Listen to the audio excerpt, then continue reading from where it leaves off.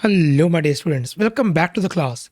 तो आज के लेक्चर में हम लोग आपके फिजिकल साइंस का चैप्टर नंबर 3 जिसका नाम है मैटर स्ट्रक्चर एंड प्रॉपर्टीज, उसका लेक्चर नंबर 4 करने वाले हैं।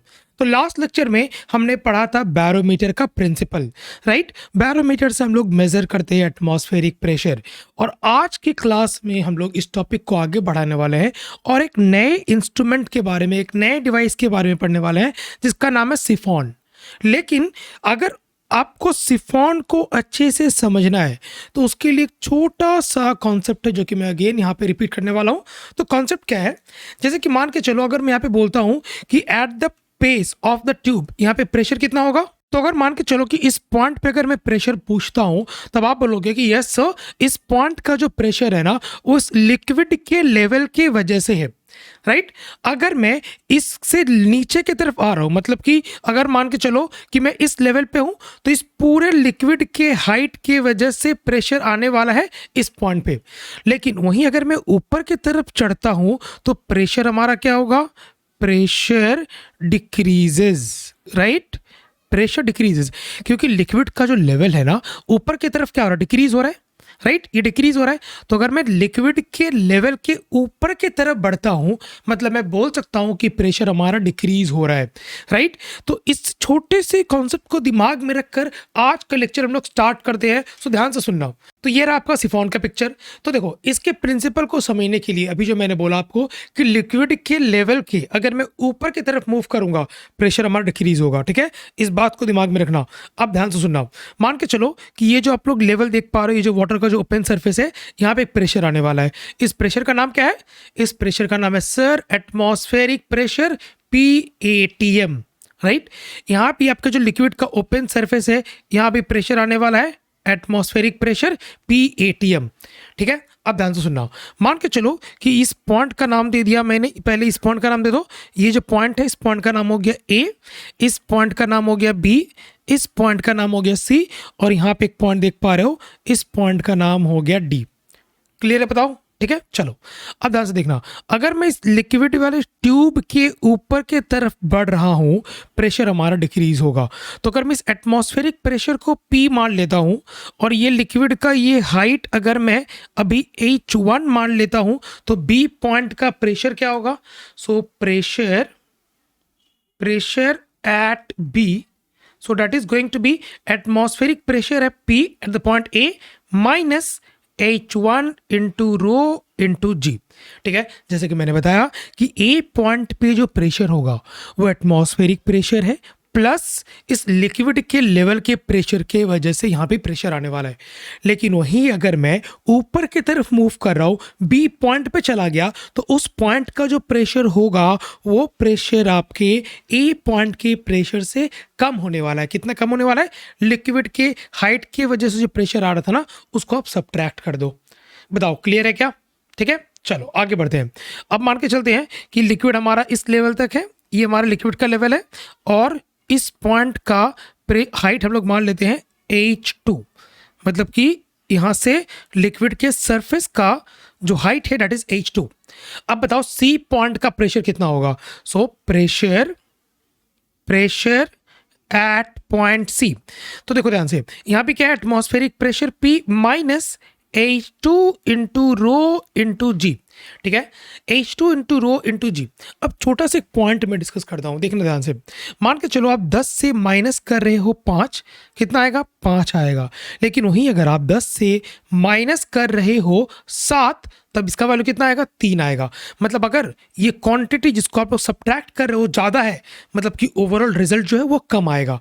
तो आप बताओ कि यहाँ पे H1 बड़ा है या H2 बड़ा है, तो आप देख के बता सकते हो कि सर यहाँ पे H2 जो है वो H1 से बड़ा है। इसका मतलब कि C पॉइंट का जो प्रेशर होगा वो कम होगा B पॉइंट के प्रेशर से।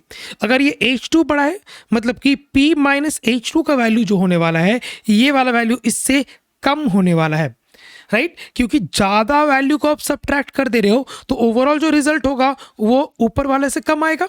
जैसे कि एग्जांपल में मैंने यहाँ पे समझाया, राइट। तो अगर H2 का वैल्यू H1 से बड़ा है मतलब कि PC pressure at the point C will be less than the pressure at the point B। तो अगर यहाँ पे प्रेशर का डिफरेंस आ गया तो लिक्विड क्या होगा, लिक्विड आपका फ्लो करेगा from high pressure point to low pressure point. Right, liquid का आपका फ्लो होने वाला है from high pressure point to low pressure point. कोई डाउट है यहाँ तक? कोई डाउट नहीं सर। इसका मतलब कि there will be a flow of liquid, और क्या होगा, ये जो लोअर वाला जो आप लोग कंटेनर देख रहे हो ना, इसमें लिक्विड आपका ऊपर वाले लिक्विड से फ्लो करके नीचे आने वाला है। क्लियर है? बताओ, समझ में आया? तो ये हो गया total principle of your chiffon. अब कुछ कंडीशन है इसके वर्किंग का। तो कंडीशन क्या है? कंडीशन, फर्स्ट कंडीशन यहाँ पे मैं लिखता हूँ कंडीशंस। तो फर्स्ट कंडीशन क्या है? Liquid levels should be different. First है liquid levels should be different। ठीक है, ये हो गया फर्स्ट कंडीशन। सेकेंड कंडीशन क्या होगा? तो सेकेंड कंडीशन है हमारा कि this acts on atmospheric pressure. ठीक है, तो अगर एटमॉस्फेरिक प्रेशर पे एक्ट हो रहा है मतलब कि it will not work in vacuum. ठीक है, इसको दिमाग में रखना। थर्ड कंडीशन क्या है?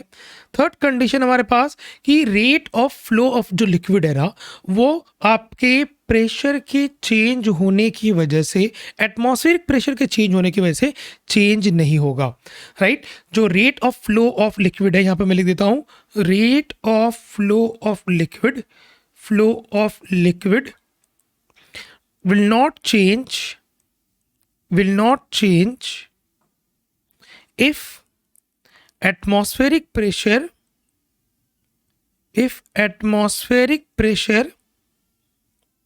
changes।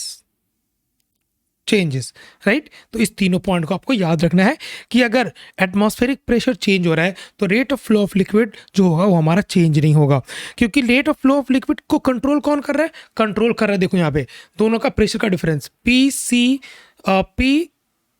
P माइनस PC, क्योंकि P भी आपका बड़ा है, so that will be P minus H1 rho G minus में P minus H2 rho into G। So overall ये वैल्यू आ रहा है P minus H1 rho G minus P plus H2 rho G। तो ओवरऑल ये दोनों cancel हुआ, तो ये आ गया मेरे पास H2 minus H1 into rho into G। तो ये हो गया PB माइनस PC। डन, यहाँ तक समझ में आया? तो देखो ये जो डिफरेंस है ये डिपेंड किस पे कर रहा है? Difference of height, density and acceleration due to gravity पे। तो एटमॉस्फेरिक प्रेशर पे इसका कोई डिपेंडेंस नहीं है, तो रेट ऑफ फ्लो जो होगा वो एटमॉस्फेरिक प्रेशर द्वारा कंट्रोल नहीं होगा। तो ये हो गया टोटल वर्किंग ऑफ सिफॉन। ठीक है, आई होप समझ में आया होगा। तो हम लोग आगे बढ़ते हैं टॉपिक में और आगे देखते हैं हमारा नेक्स्ट टॉपिक कौन सा है।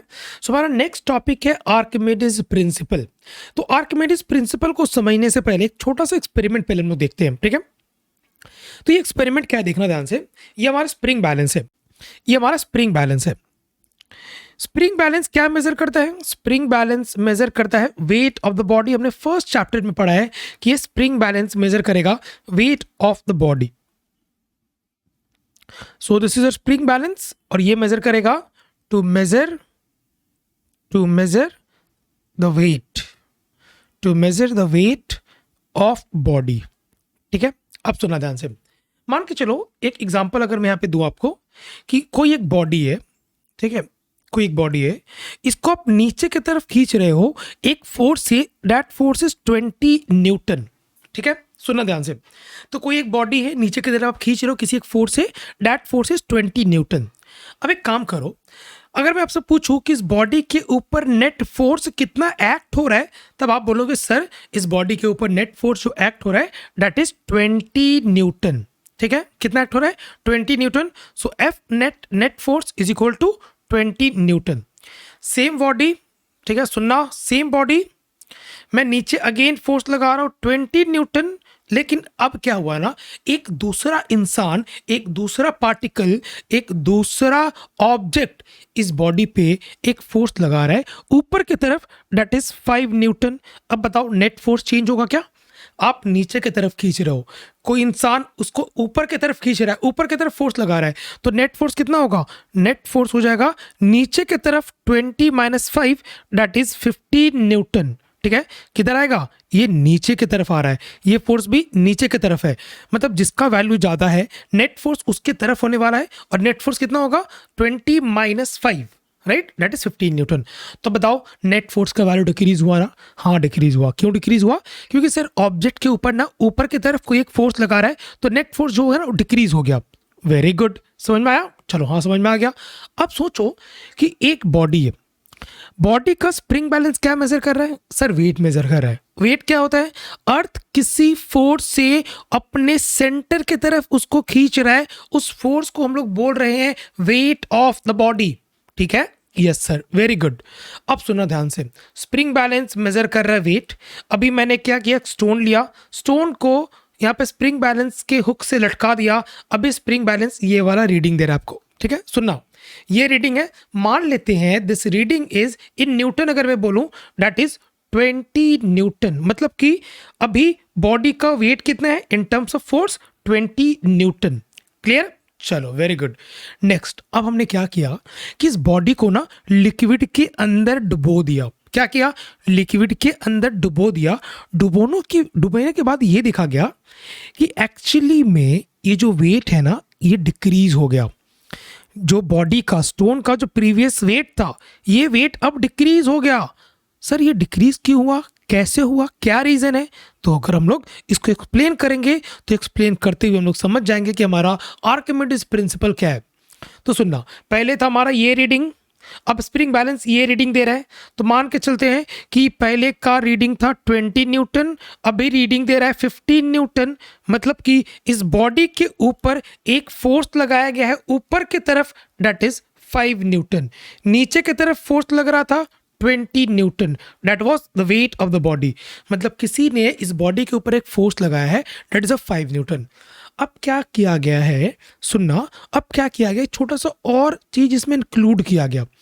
हमने क्या किया कि एक ट्यूब लिया, मतलब जो आपके पास कंटेनर था ना, उस कंटेनर में वाटर ना एकदम इस पॉइंट तक फिल कर दिया कि अगर थोड़ा सा भी वाटर ऊपर जाए ना तो इस ट्यूब से निकल के इस छोटे वाले कंटेनर में जमा हो जाए। ठीक है, हमने पूरा सेटअप ऐसा कर दिया।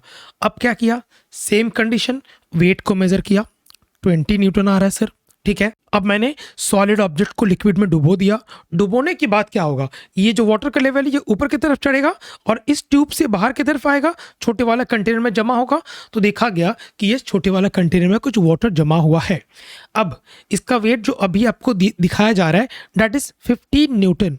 कितना दिखाया जा रहा है? 15 न्यूटन। तो अगर मैं यहाँ पे दिखाऊं तो पहले का वेट था 20 न्यूटन, अभी का वेट है कितना? 15 न्यूटन। ठीक है, डिक्रीज कितना हुआ?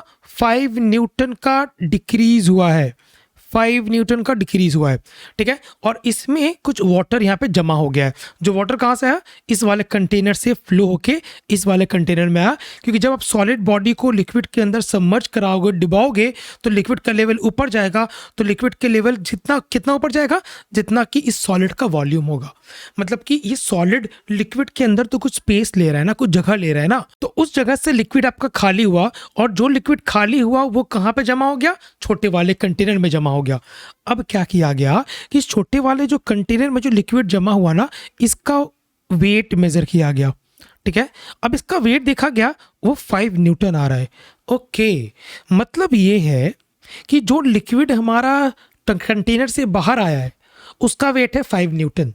ठीक है, और इस बॉडी के वेट में कितना डिक्रीज हुआ है? वो भी है 5 न्यूटन। मतलब जो लिक्विड आपका डिस्प्लेस हुआ है उसका वेट और बॉडी के वेट में जो डिक्रीज हुआ है, जो स्टोन के वेट में जो डिक्रीज हुआ है, वो डिक्रीमेंट सेम है। ठीक है, वो डिक्रीमेंट आपका सेम है। इससे क्या पता चल रहा है? इससे ये पता चल रहा है कि the weight of liquid displaced